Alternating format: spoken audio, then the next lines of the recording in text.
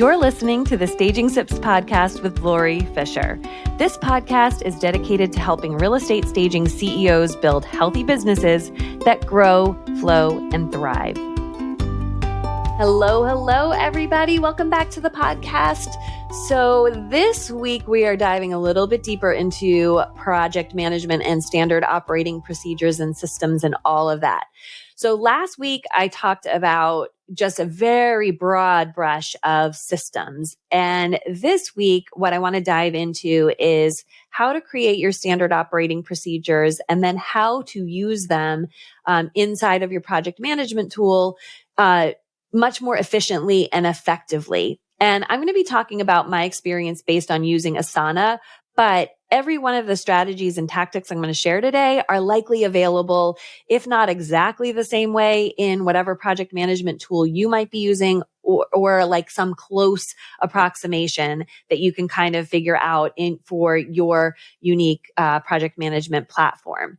So this week is going to be really like tactical and strategic. And it's going to be good whether you are just starting out creating systems and standard operating procedures, because it'll give you some best practices that you can put into place so that as you grow and the amount of projects and types of things that you are doing inside of your business grows, you're able to quickly and easily use your project management tool, given, using some of these strategies. And it's going to be great if you already have standard operating procedures set up and you're using your project management tool, but you just want to use it maybe more effectively. I know we have improved the way we use our project management even as recently as the past year, because we're just understanding the power of the tool on a deeper level all the time. So I might share some things in here today that are very obvious that you're already doing. And if so, that's fantastic.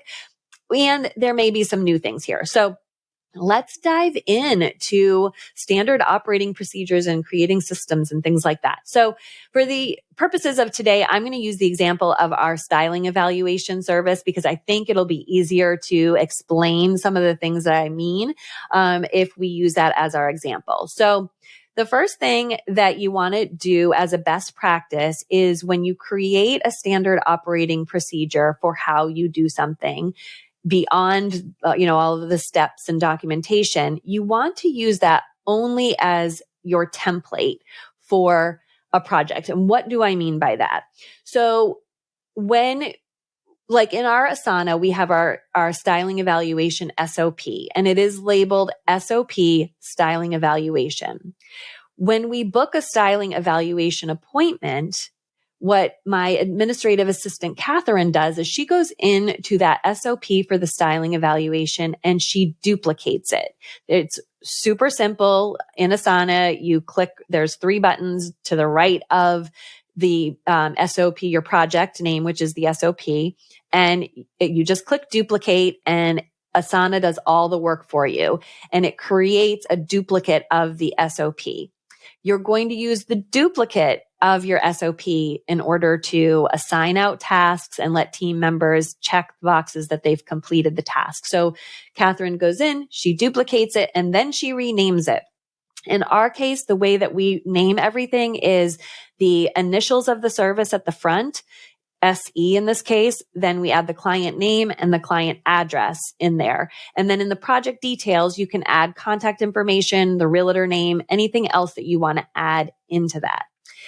So this way, like I said, the SOP never gets changed. It's always used as a template, and it's only the duplicate then that gets changed and assigned out to team members.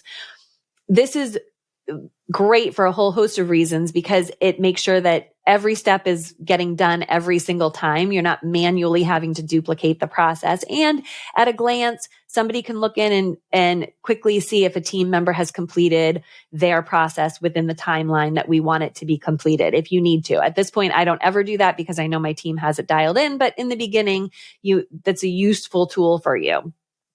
So that's your first step. And I want to say this, in Asana, there is a more expensive paid version, like a pro version, where you can turn your projects into templates. You don't need that in order to do what I'm suggesting here. That adds, gives you some other kind of flexibility in the way that you use your template, but you don't need it for your business. So use whatever the free version or the lowest paid version, whatever it is for you. And you can still do the same thing. You just create all of the steps in Asana and you just duplicate that SOP each time. It's brilliant. Okay. So that's the first step. The next one is color coding. So we use color coding to, first of all, identify what's an SOP. Obviously, we have SOP at the front of the name of each one of our systems that we use, but then we color code it red. So all SOPs are color coded red and they're all listed together at the same, like it's listed on Asana. On the left-hand side is a list of all of your projects. So we bulk all of our SOPs at the top so that they're right there and handy. And we put the one that gets used the most. In our case, it's styling evaluations, photo styling, and vacant staging. Those would be the most copied SOPs. So those are right at the top for Catherine to have the easiest access to them. So when Kath goes in and duplicates for the styling evaluation and renames it, then she changes the color to green, which is our color for a styling evaluation. And that color green also matches the color code that we use on our Google Calendar for styling evaluation. So it's really nice because you can quickly, at a glance, simply see which services you tend to book the most often. Now, we don't archive every project when we're completed with it. We actually archive those projects for each of our services on a quarterly basis because we just like to see, how many we've done over the course of the quarter before we archive them. It's just also very fun to see it all like stack up. You're like, oh, there's stacks on stacks on stacks of styling evaluations. So anyway, so color code your services or the systems that you use once you've converted it from an SOP, because you don't want it to be confusing to people if they're able to change it or not. Because in our case, red means stop. Don't touch this unless we are actually shifting around tasks or updating documentation and making changes. Okay. The next step is symbols. So when we create tasks for our standard operating procedures and systems, we will tend to use symbols in front of them when we're in our project management software. So we use at the front of a task, an asterisk means there is a description inside for that task. So it might say, for example, submit the styling evaluation selling success plan. And if there's an asterisk at the front, it might say something like inside the task, make sure to copy our admin, the realtor, and yourself on each report. So that way the team member knows that there's a little step deeper that they need to look at. So an asterisk at the front means there's a description. 2 asterisks at the front means there's a link or a document attached to the task that you might need in order to complete the task. 3 asterisks means don't touch this or can't touch this. I'm thinking of MC Hammer. Don't touch this. So 3 goes in front of our SOPs. So don't touch it unless you are assigned a task to go in and update or change an SOP. And then I can never remember if it's the greater than or a less than sign, but one of those little sideways V's means that there's a video attached to the project. So that if it seems like it's a task that involves a lot of steps and, you're not clear, like that, just let somebody know, oh, there's a video inside here that you can look at to help you figure out what you need to do. And then a $sign at the front means this task needs to be reviewed or it still needs supporting documentation to be added. Typically, you'll have those when you're first creating your standard operating procedures, just for you to quickly see and remind yourself what steps you still want to refine and dial in and things like that. And the cool thing is then you can search on those symbols inside of the project. So if you are like, I know that there was a video on how to do such and such, and I don't know where it is, you just search on that little sideways V and it will pop up all of the tasks that have the video attached. So it makes it really easy to search. And that really is one of the best functions inside of your project management software, is the ability to search quickly on things. So these symbols can help you do that. All right. The other way that makes searchability really easy is to create tags.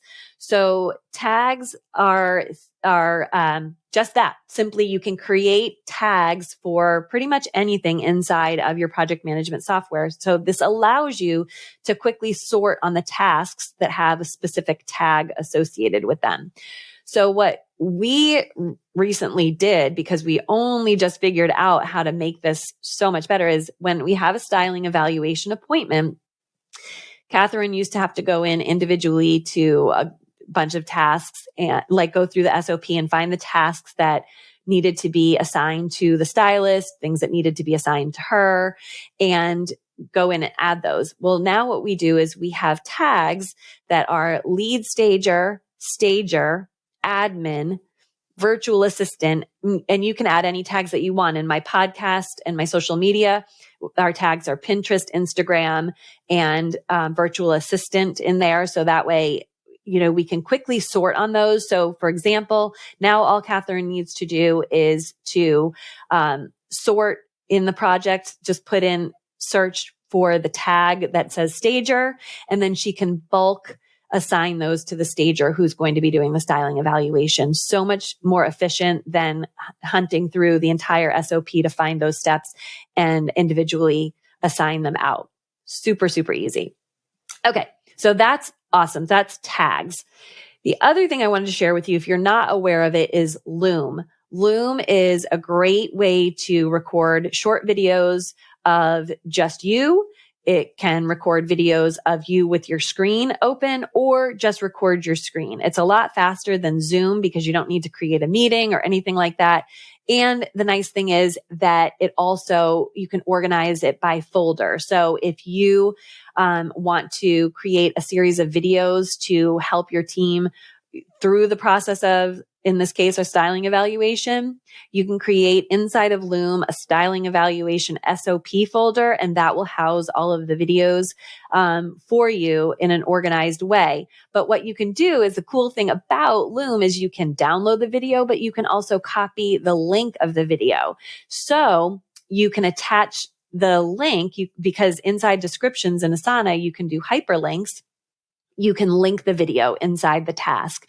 And that way, rather than writing everything out for a specific task, you can simply record it so much faster and much more efficient. And then those videos can ultimately become your training library for your team. So you're repurposing your content as well. So that's the next thing. So I highly encourage you, and it's free. It's great service. It's free for a certain number of videos, but then you have to pay a tiny little bit as you grow your video library. But it grows as you grow. The next thing is notifications. This is really, really important. When you are onboarding team into your project management software, you need to make sure that their settings are set up to receive inbox notifications. The reason for this is most times a new employee isn't going to necessarily make it a habit of checking into your project management software, nor should they really, right? But at least not in the beginning. But if they get assigned something in your project management software, most likely they are checking their inbox. So you want to make sure that they're getting inbox notifications, that they're receiving tasks. And you want to confirm this when you have a team member, that if you're assigning a task to them, as soon as you assign it, then they are getting a notification in their inbox. So you want to check that to make sure it's all set up properly.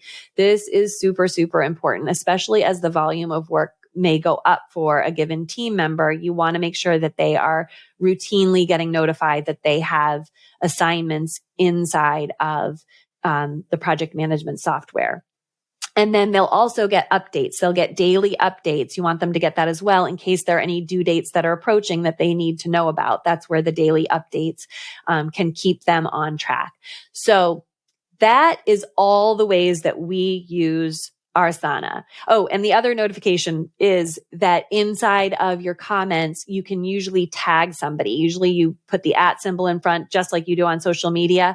And that will also, you want those notifications to be going to the inbox. So if, for example, you assigned out a task and you the team member wants to ask a question about it, they can tag you and say, I'm not sure I understand XYZ. And you can respond back, tagging them with then telling them the answer, or you can check in on it. Hey, how's it going with this particular task? I see it's not checked off yet. If you are helping somebody learn that they need to check things off. So that's one more notification. So anyway, I am hoping that those, I think it's 6 things are super helpful to you in creating and using your standard operating systems and your project management software. Because really these tools are super powerful and they can really help us, again, leverage our time even further, even more effectively. So that's my tip for you for this week. I hope you have a wicked good week, and I will see you next time. Bye. Thank you so much for listening to the Staging Sips podcast. If you love what you've learned here today and you want to learn more about how to market and grow your staging business more strategically, I would love to see you join us inside of the Rethink You mentorship program. If you want more details and get on our waiting list, you can go to rethinkhomeinteriors.com/waitlist. Looking forward to seeing you in the classroom.